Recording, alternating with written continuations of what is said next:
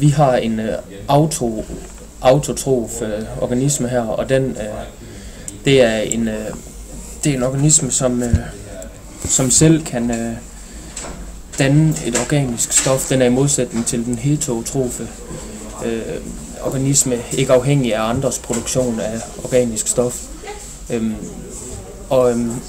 Her der kan vi se den autotrofe organisme her, den får kuldioxid og vand, og så får den selvfølgelig også sollys. Og det sætter så den her bruttoproduktion i gang, hvor der bliver dannet glukose og ilt.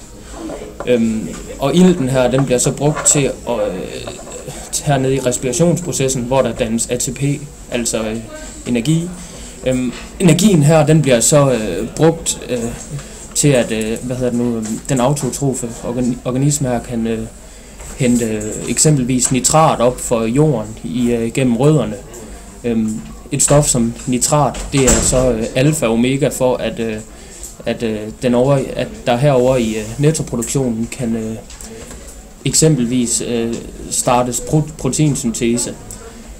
Og herovre i nettoproduktionen, det er jo generelt den her opbygning af organismen, der foregår herovre.